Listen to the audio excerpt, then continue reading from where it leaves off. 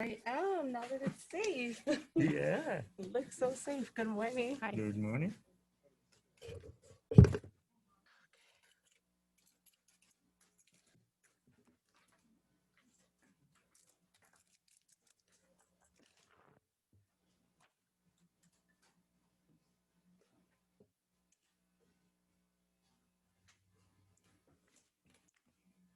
Are we ready? Whenever you are. Okay, good morning, everyone. It's nice to be here after being on a screen for months. I'm going to call this meeting to order at 9:01. If you could please stand and join me in the flag salute. I pledge allegiance to the flag of the United States of America and to the republic for which it stands, one nation, under God, indivisible, with liberty and justice for all. You may be seated. City Clerk, can you call the roll? Mayor Lopez, Present.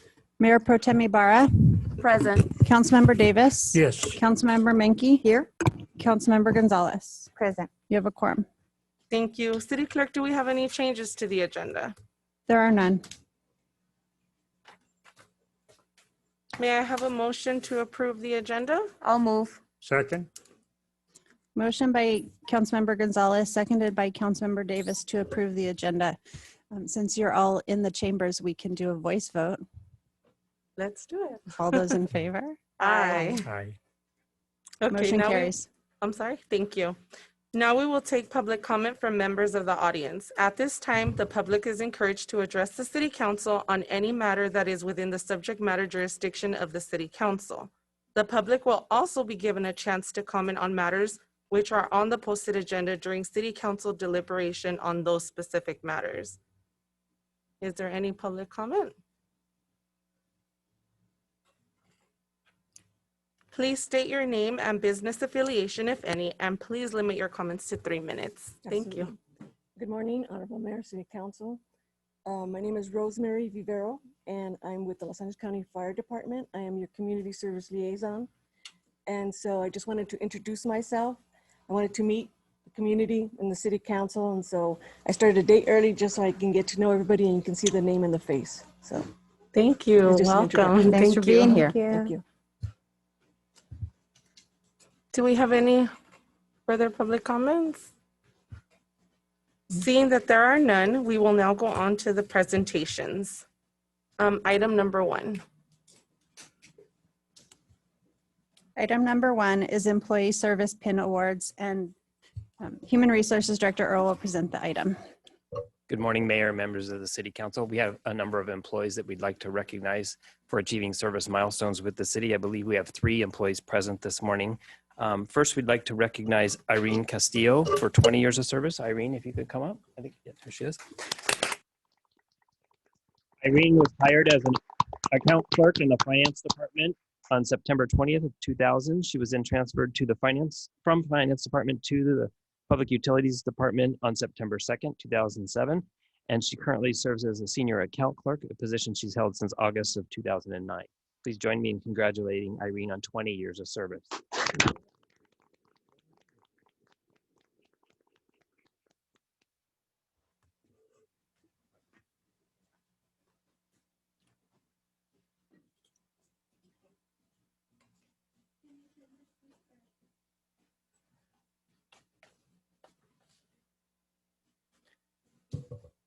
Next, we have Chris Delgado. Chris? Are you here? He's not here. Okay. Next, we'd like to recognize Don Kuros for 30 years of service. Hey. Don, if you could come up. Don was hired as a diesel operator 5 in the Public Utilities Department on April 28, 1985. He then held positions of diesel operator 4, maintenance technician, facilities coordinator, utility man 2, and electronics technician. After break-in service, he was rehired as an electronics technician on February 27th, 2012, and was promoted to electric operations supervisor on April 20th of 2014. Please join me in congratulating and recognizing Don Kuros on 30 years of service. And I believe, Don, you brought your family this morning. Yes, my family's here. They're in the back. My wife, Lydia, my daughter, Jennifer, and my son, Don.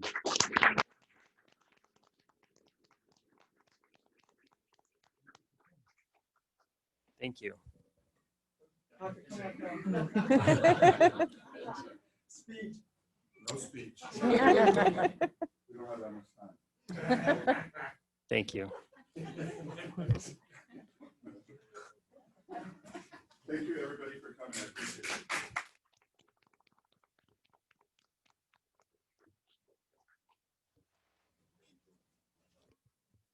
Okay, we will now go on to item number 2.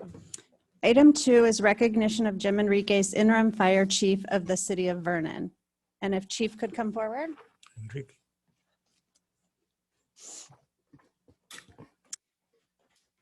This is a proclamation of the mayor and city council of the city of Vernon commending Jim Enriquez for his service to the city of Vernon.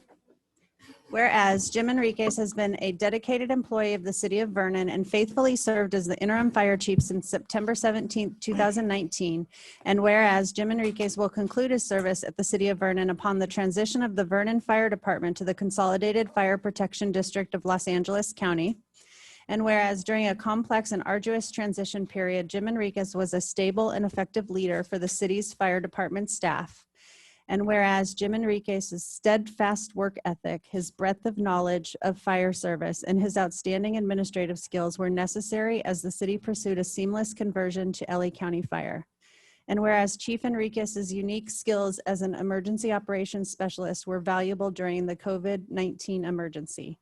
And whereas during his distinguished career with the city of Vernon, Jim Enriquez has won the deepest respect of his colleagues through his leadership and his many contributions to the city. And whereas it is an honor to express our appreciation to Jim Enriquez for his exemplary service to the city of Vernon and wish Jim good health upon his departure and for continued success in life's pursuits.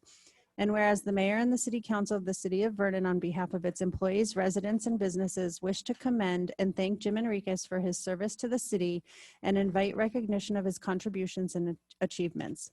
Now, therefore, the mayor and the city council of the city of Vernon on behalf of its employees, residents, and businesses hereby commend Jim Enriquez for his years of dedicated service to the city. This proclamation is being presented to Jim Enriquez by the Honorable Mayor Leticia Lopez for and on behalf of the City Council of the City of Vernon this 20th day of October 2020.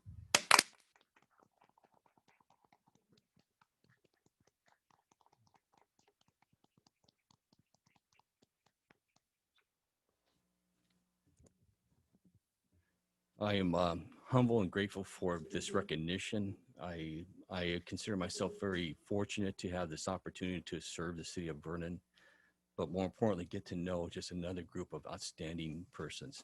We have a great council, great mayor, outstanding colleagues, outstanding staff, an outstanding city administrator, and it's been my privilege to serve and transition, be part of this transition.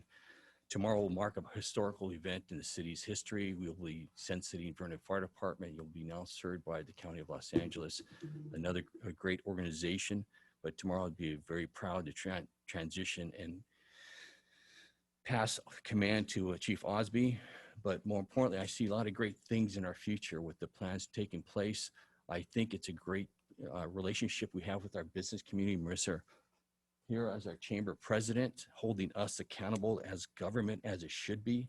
And likewise, I think what I see in the future for the city of Vernon is going to be I'm going to be following it and looking forward to all these great plans in our future. So thank you very much.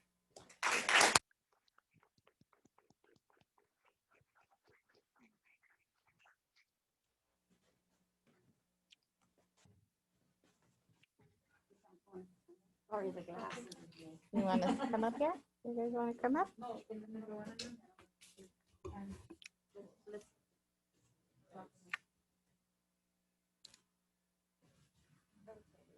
1, 2, 3.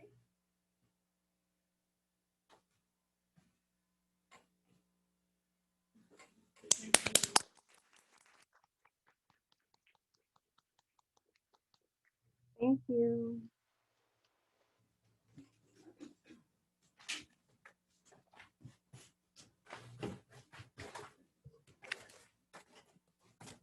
We will now go on to the public hearings.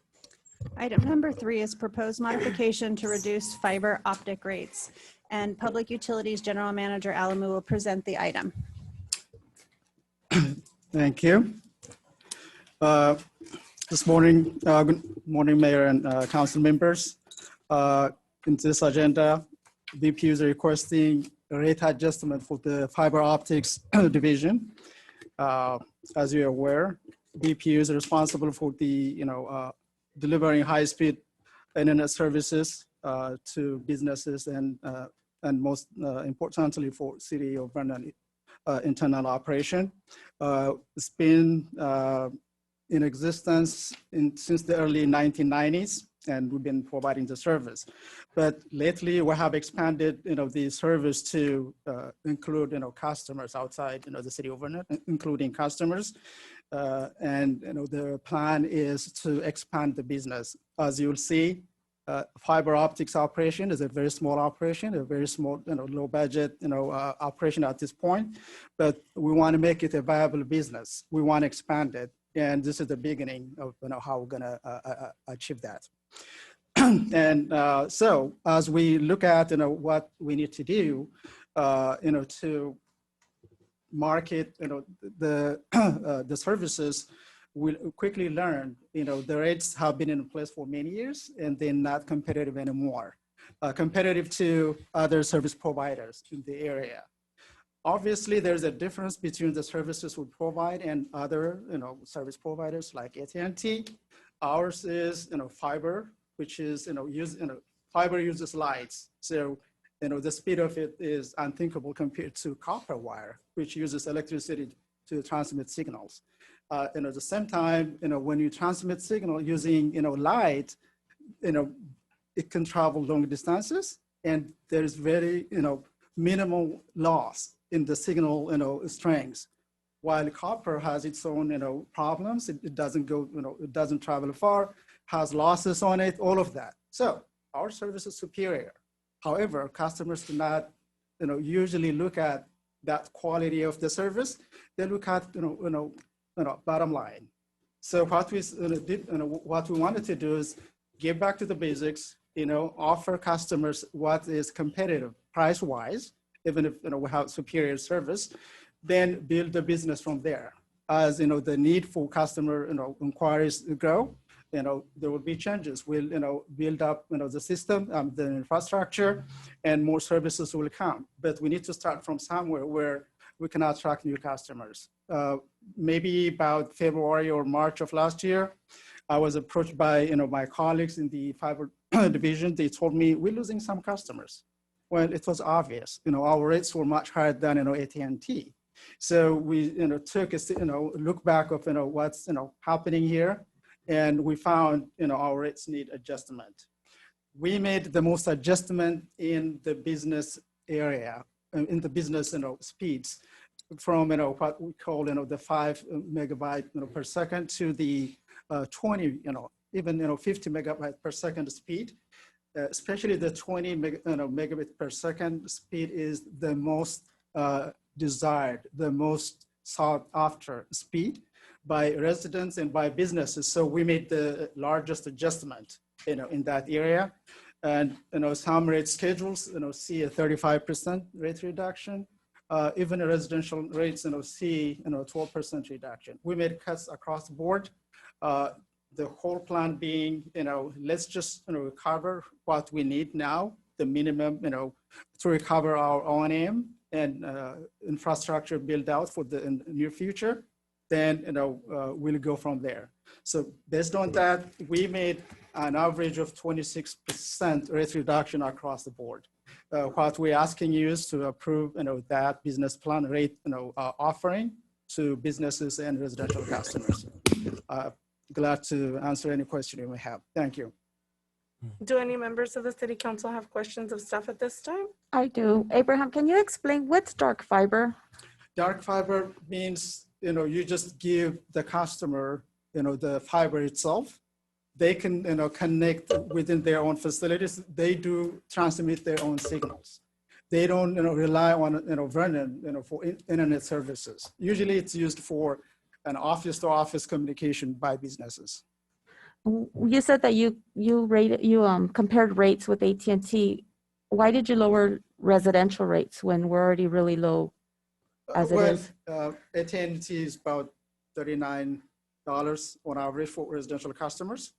So we, also looked at the end of the day, what, once we looked at every class, every customer class, there was a margin, a very thin margin still left. So we, offered it across the board. We just didn't want to leave out, even if, there is, a $4 per month difference in the residential customers, that made sense, to offer the reduction to all customer classes.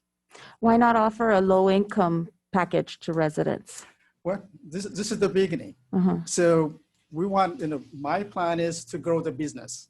So we're gonna come to you with more, well, as you know, the network, the fiber is the highway to, for communication.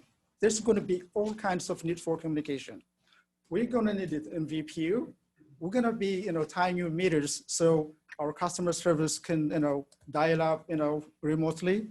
We're gonna connect you so you can, view your, accounts online. All of that's gonna take communication. So we're gonna do a lot of things, and the communication tool is internet. We're gonna use internet for most of our operations. So there's gonna be a number of changes we're gonna come to you for. This is just the beginning, We don't wanna be losing customers, so we need to start somewhere and build the base from there. And there will be more offerings. That's my plan. I just don't want to low. lower the rates on certain parts of this and then you coming back later on raising the rates. Well, this is going to be at least, it's going to be good. Everybody is going to be in a 12 months rates offering regardless. So there's not going to be any changes between now and the 12 months. But I don't see that happening. We looked at the next 3 or 4 years. We should be good unless we want to do new programs. If we want to do new programs, we have to look at how we're going to do it. Okay. So down the line, you are expecting possibly to provide low income rates? I have not looked at it, we have not looked at it, but, we'll be open to looking at all, all programs, we need to look at. So that will be one of them. Do any members of the city council have any additional questions for staff? I will now open the public hearing. If any member of the public would like to speak on this matter, please limit your comments to 3 minutes. Please state your name and business affiliation, if any. Seeing that there are none, I will now close the public comment portion of the public hearing. Does the city council have any questions of staff at this time? Seeing that all questions have been addressed, I hereby close the public hearing and open city council deliberations. Once deliberations are complete, I will entertain a motion. Is there any motions? So moved. Second. Motion by Councilmember Menke, seconded by Councilmember Davis to adopt resolution number 2020-35, adopting revised fiber optic rate schedules. Would you like me to call the roll or would you like to do a voice vote? You can do a voice vote. That's fine. You can say all those in favor. All those in favor? Aye. Aye. Motion carries. Item number 4 is transmission revenue requirement and transmission revenue balancing account adjustment for 2021. And Public Utilities General Manager Alamo will present the item. All right. Thank you, Lisa. This item is a combined resolution for 2 items. One is the transmission revenue requirement. The other one is the transmission revenue requirement adjustment, account adjustment. It is one, 2 pieces of one whole puzzle. So we're going to present it as one continuous agenda item. So we're asking you to approve the resolution that is a combined resolution for both of them. A public hearing notice was published as required by October 1st, 2020, that given customers and anyone interested a chance to view the documents to be published or to be approved. Now, back to the background. What is a transmission revenue requirement? we've been filing this transmission revenue requirements since 2002. The city of Vernon became what's called a participating transmission owner. What that means is we handed over the operational control of our transmission assets or contracts to the CALA ISO. Who is the CALA ISO?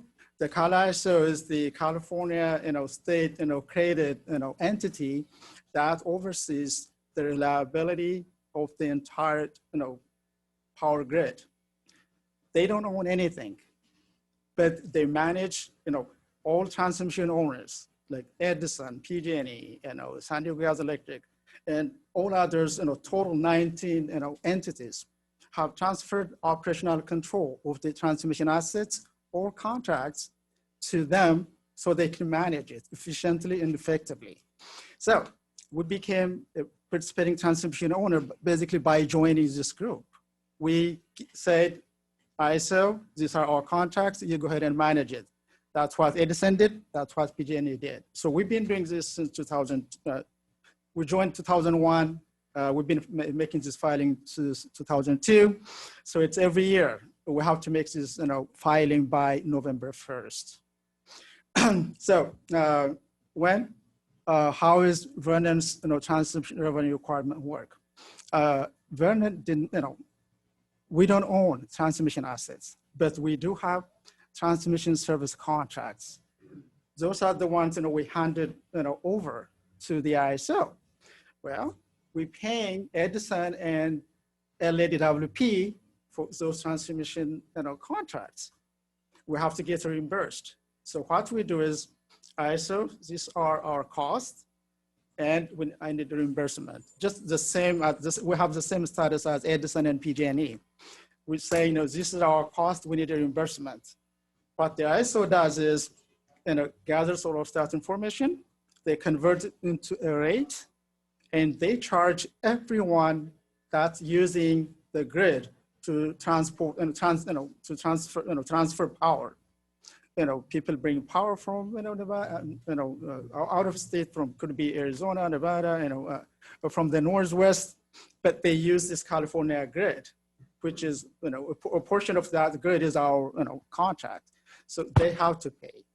Those entities are not transmission owners; they are actually load-serving entities. Vernon, I'm going to come to it. On the other hand, Vernon has customers, and it's also a load-serving entity. We'll be on the other side of the equation as well. I will come to it. So that cost from LADWP and Edison is our transmission revenue requirement with some adjustment for FERC filing fees and things like that. So we are required to make that filing to FERC by November 1st.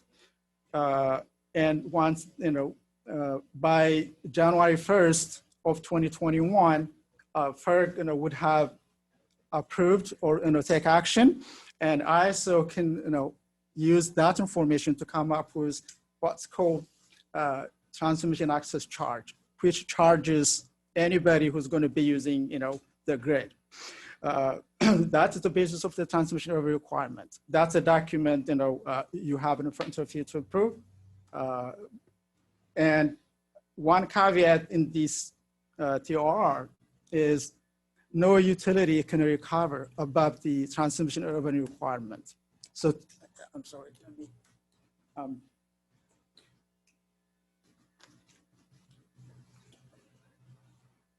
So no utility is allowed to recover above the transmission revenue requirement. That's the maximum any utility can recover. Well, but we do have some revenues we receive from time to time, because as I told you, ISO manages everyone in California, but there are utilities in Nevada, let's say, or Oregon, that kind of use the California grid to wheel through power, when they have to be charged as well. ISO charge them, but since they don't own anything, they are not a profit organization, they don't keep the money. What they do is they divide, basically, give that money, to the transmission owners like Vernon. So we get this kind of payments from time to time. However, at the end of the year, those revenues have to be used to adjust our transmission revenue requirement because we're not entitled to recover more than that. That is what the next item is about. The transmission revenue balancing account adjustment. That's what it does. Those additional revenues, we get, they have to, go back to, the ratepayers, which is, the CAISO, customers. That TRBA does that, and it could increase the transmission revenue requirement or could reduce. Well, sometimes, it could be an increase because we may have forecasted, next year's, revenues a lot, much more than, what the actual revenues. In that case, we need money back. But if, our forecast or our submittal this year for next year is, below our revenues, that means our transmission revenue requirement, has to be adjusted accordingly. So the TRBA does exactly that. It's just an adjustment to the filed transmission revenue requirement. That's why it's just, two parts of the same thing. That's what I say that. So once, you look at the transmission revenue requirement on top, adjusted by the TRBA plus or minus, you have what's called a net TRR. The net TRR is the net transmission revenue requirement the ISO uses to come up with what's called a transmission access charge. They use that number and also our forecast, demand, the customer demand. They come up with a rate. That rate is what is charged to what's called the load serving entities, which is Vernon is also a load serving entity. We get it on the other hand. So that's how the two work together. For 2021, the upcoming fiscal year, the numbers are like this. The transmission revenue requirement is almost $2 million, $1.97 million. The transmission revenue balancing account is a negative 24,971. That gives us a net of 1.95 million to be used by the ISO, and ISO will convert that to a transmission access charge, and we'll pay that on a monthly basis. We get the revenue side on the monthly basis, and we get charged on the load serving side on a monthly basis, and that's how it works. That's, I hope, kind of puts it together for you, but I'm open for any questions you may have. Do any members of the City Council have questions of staff at this time? I have a question. Yeah. And please correct me if I'm wrong. My understanding was that the ISO took over the grid because of Enron. Is that correct? Basically, so nobody profited like they did. So that part, being responsible for the grid as a whole came before Enron. Okay. So they were just, overseeing, the transmission, system, the grid for reliability purposes. However, you're correct. After Enron, they added another feature. They became the power exchange as well. So now we buy and sell power from the ISO. That part came after Enron and all of that stuff. So they added, to their transmission oversight, they became the power exchange as well, where generators sell into the ISO, and load serving entities are required to buy from the ISO, and that's also true. And then I heard on the news radio just one blip, one time, that the Enron requirement for the ISO is going away. Have you heard that at all? I was just curious. I know it really doesn't have a whole lot to do with this, but I was just curious. I don't know. I don't remember. Okay, thank you. That. Okay, thank you. Are there any additional questions from City Council? Seeing that there are none, I will now open the public hearing. If any member of the public would like to speak on this matter, please limit your comments to 3 minutes. Please state your name and business affiliation, if any. Seeing that there are none, I will now close the public comment portion of the public hearing. Does the City Council have any questions of staff at this time? Seeing as all questions have been addressed, I hereby close the public hearing and open council deliberations. Once deliberations are complete, I will entertain a motion.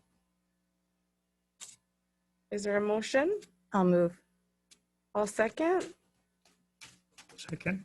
Motion by Councilmember Menke, seconded by Mayor Lopez, to adopt resolution number 2020-36, adopting a revised transmission revenue requirement for 2021, and adopt resolution number 2020-37, establishing a transmission revenue balancing account adjustment for 2021. And I'll call the roll. Mayor Lopez, Yes. Mayor Pro Tem Ibarra, Councilmember Davis, Yes. Councilmember Menke, Yes. Councilmember Gonzalez. Yes. Motion carries. We will now go on to the consent calendar. All matters listed on the consent calendar are to be approved with one motion. Items may be removed from the consent calendar by any member of the council. Those items removed will be considered immediately after the consent calendar. Does council wish to pull any items from the consent calendar? I would like to pull, I have a question on the operating account warrant register, number 7.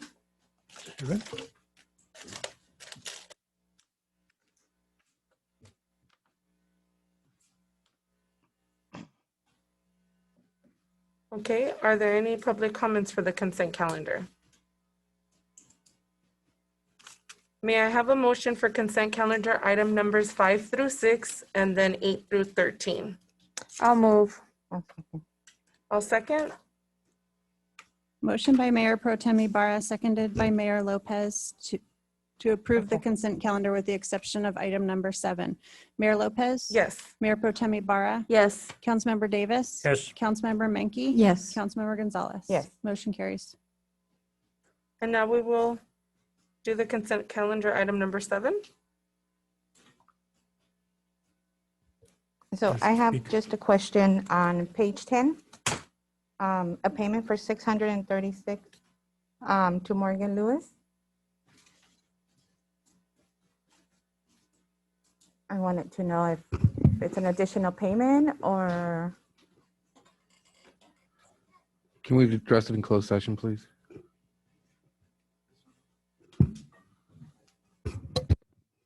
Or we can discuss that in closed session.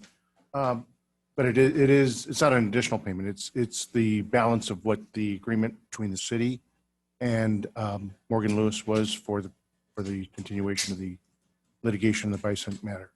okay. Do you want specifics or do you just want? No, I just wanted clarification Yeah, if it was an additional payment or. Not on top of what was agreed. No, Okay. the answer to that is no. Thank you. Anything that goes through the warrant register, they're still going to have, I think there was up to $100,000 left in the billing cycle. So we would have up to the $100,000 and then we would hit the cap of the 5 million. Okay, So they'll get pushed through the warrant register. okay. Thank you.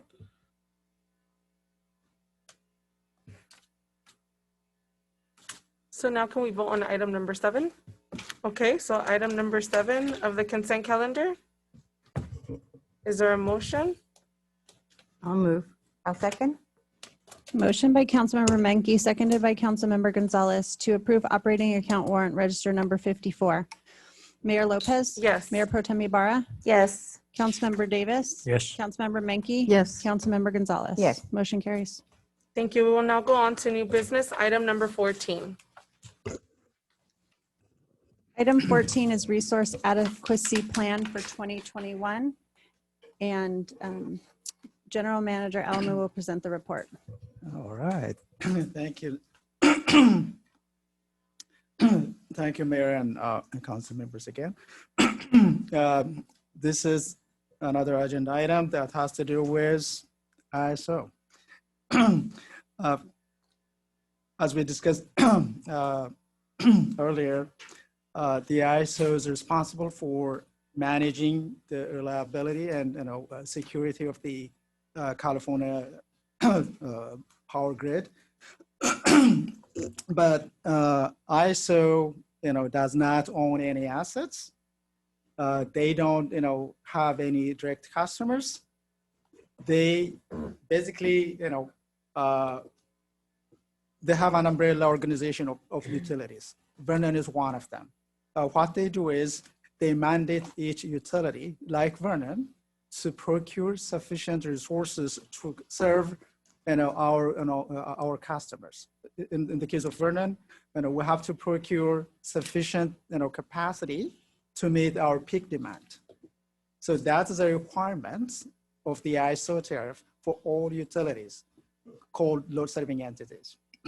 So what does the tariff require? The tariff pretty much requires 5 main items. The first one is to procure a coincident peak demand for, well, not to procure, to present a coincident peak demand forecast. What does that mean? There is Vernon's load profile throughout the day. Normally, Vernon peaks around 1 o'clock, 2 o'clock time period. However, the California ISO system peaks later from, let's say 4 to 7 p.m. at night. Well, what's coincident? What they're looking for is, do we have sufficient resource to serve California? That's what they're looking for. That's their mandate, California. So they see, Vernon, do you have sufficient resources when we need you, which is from the 4 to 7 p.m. time period? Well, it's not Vernon's true low, peak. It is, the peak when the ISO peaks. That is called, the coincident peak. So we need to show ISO, when you peak from 4 to 7 p.m., this is our peak. We need to give them that information so they can plan accordingly. And on top of that, as you know, power plants, can go offline. Transmission lines can go offline. So we cannot just rely on, having 100% of what we expect, the load to be. There is a requirement to, procure additional or, reserve. It's called, the reserve margin. And in our case, about 15% on top of that. That's a requirement. So that's item number 2. Well, they say, Vernon, okay, show me, how you're gonna meet this. Well, we have to list what's called qualifying resources. We're gonna tell them exactly, these are the resources that are gonna be used to meet this demand. So that's the qualifying, resource list that they, and so that will be in one information, but there is a subset of this qualifying resource. They have what they call local and system resource adequacy, meaning system means entire California wide. So they want to see, do we have enough resources to meet that system requirement, load? Yes, that's a part of it. Then they zoom in, the local area, which is, the local area where Vernon is located is, one area. So they want to make sure there is sufficient resources in that, pocket, which is called the local area. So, and we mandated to show, a percentage of our resources have to be located in that, defined area. Because, well, if something happens outside our local area, we're not impacted. At least we can provide,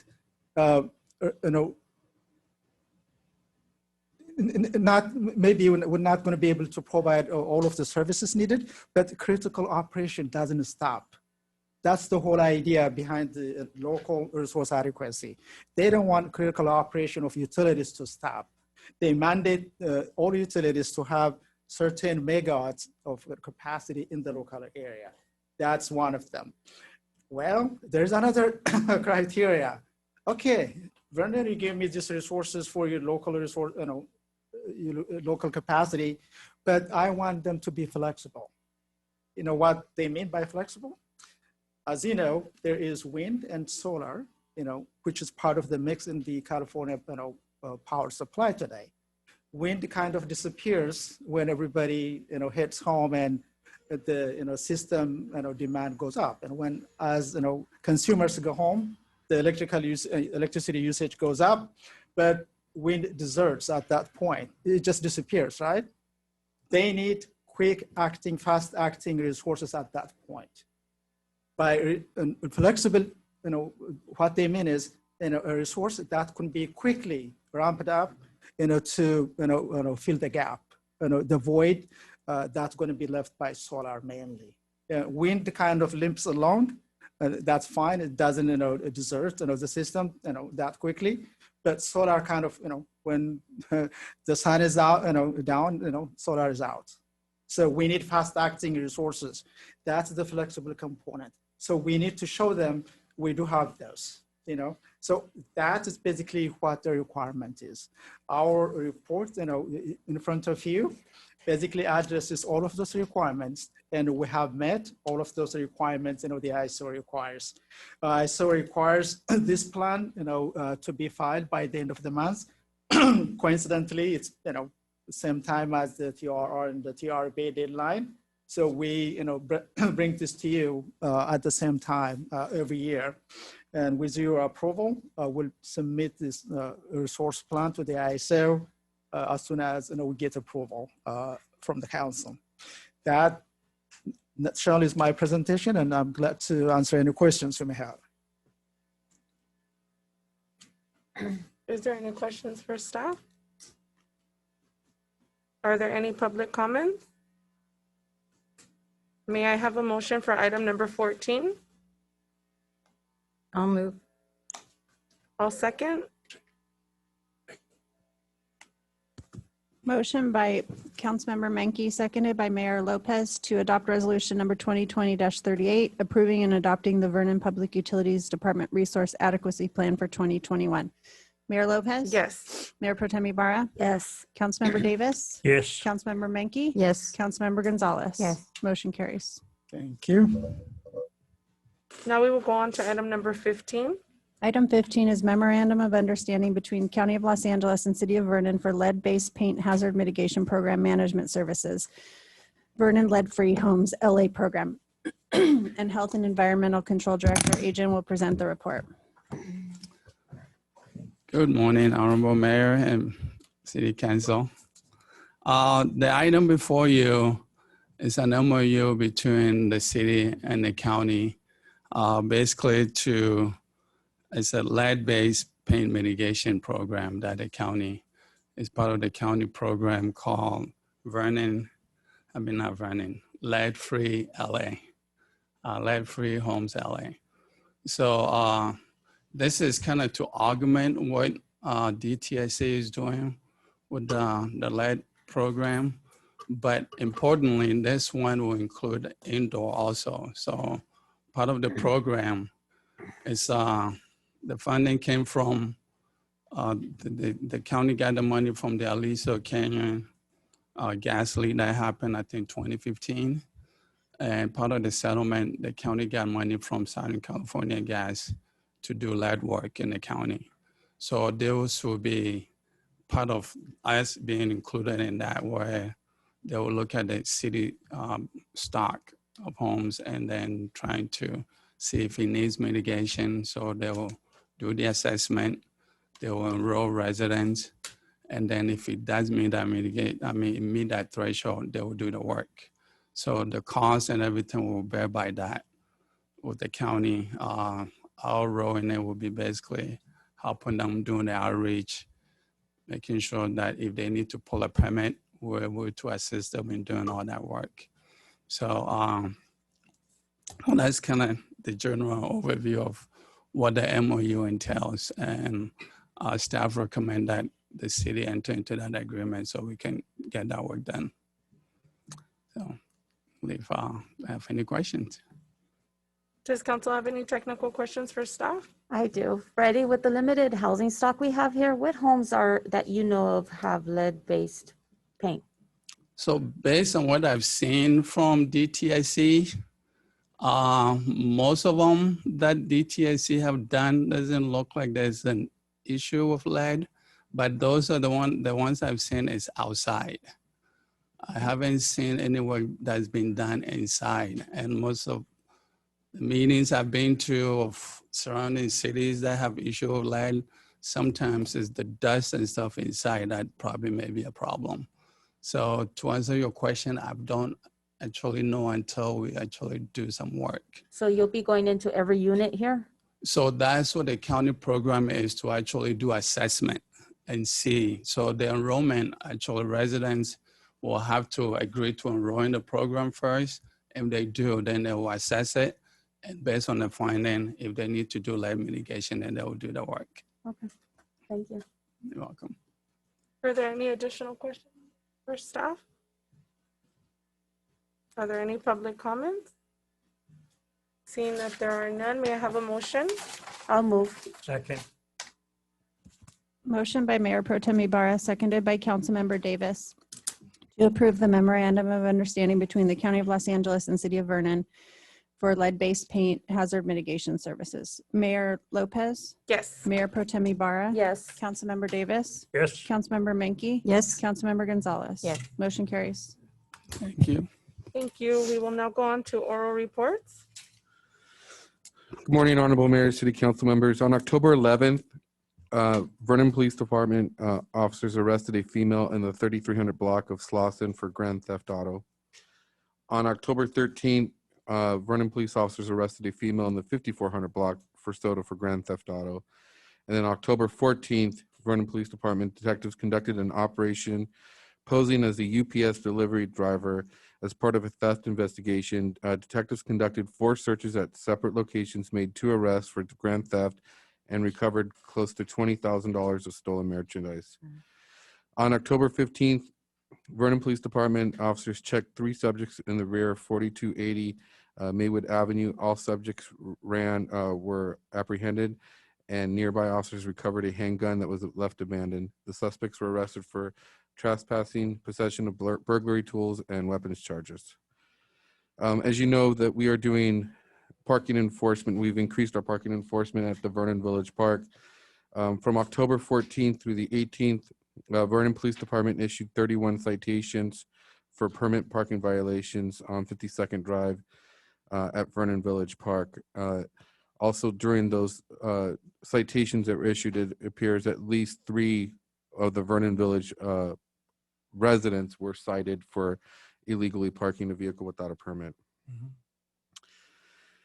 On Sunday, October 18th at 2:21, Vernon Public Utilities experienced a 54-minute outage on feeder 54 circuit. 8 customers were affected. Cause was metallic balloons. Environmental health.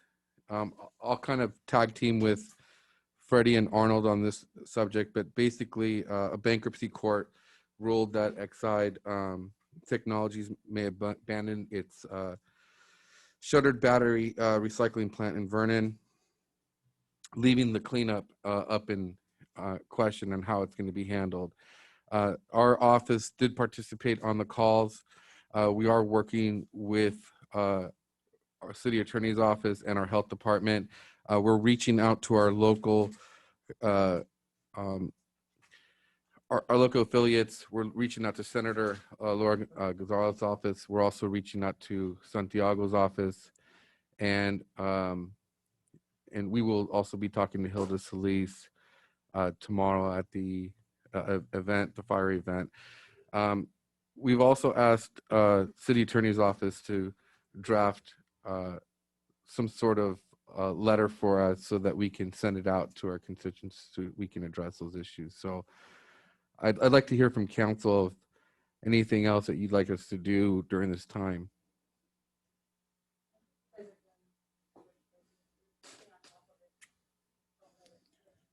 Okay. Will do. I'll keep you updated on my updates about what's going on with Exide. Tomorrow's Vernon Fire LA County transition. I think the transition happens prior to our ceremony, so it'll around 4 a.m. Fire department will actually switch over, and will actually be LA County before the transition ceremony at 11 o'clock. We do have the ceremony that's planned over at Station 76 at 11 o'clock a.m. It will be a small-scaled event. Vernon is hosting the event, but it's being run by LA County, so they have certain criteria and a certain amount of time that they want to get in, and so we will have a Hilda Solis here tomorrow and to talk to the city, and we will have members of the senator's office hopefully attending as well. Vernon and Fire LA County personnel will be available, and there will be a swearing-in ceremony after the event is over. So we did send out the pamphlet last night to everybody, so you can take a look at it. It's kind of short and sweet, get in, get out, and we don't want a lot of media attention at this point because of COVID. Any questions by the city council? Please remind your Vernon neighbors to participate in the city's Halloween festivities. They may decorate their doors and or dress up in costumes and share photos with city admin staff via email and text. Participants will be entered into the raffles for spectacular prizes. The deadline to submit photos will be extended to Tuesday, October 27th, and then prizes for the raffle winners and candy delivery will take place on the afternoon of Thursday, October 29th. As a reminder, the city's employees Halloween event will be held on October 29th. Door decorating and carved pumpkin contest will take place from 9:30 to 11. If you're available to participate as a judge, please contact my office and then we'll put you down as a judge. Grab and go lunches will also be available for in the public works yard 11:30 to 1. Please select your meal by October 22nd using the link provided in the HR's email that was sent out. And I believe that's all I have for open session. I have a report. The California League of Cities annual conference was held virtually this year from October 7th through the 9th. The educational sessions at the conference focused on a variety of topics affecting local cities, including the impact that COVID has had on CalPERS thus far and what we can expect to see in the near future. There was the Latino Caucus perspective that went over how to acquire a skilled workforce and apprenticeship programs, homelessness, and how cities in Orange County have addressed the issue by creating 2 navigation centers to aid in the increase of the homeless population in the area, and how virtual workforces are now the new norm. The registration for each council member was $50. Each member of the city council was registered for the conference, as recorded sessions will continue to be available for the next 6 months. Does anybody else have anything they'd like to share? Okay, so we will now go on to closed session for item number 16 and 17.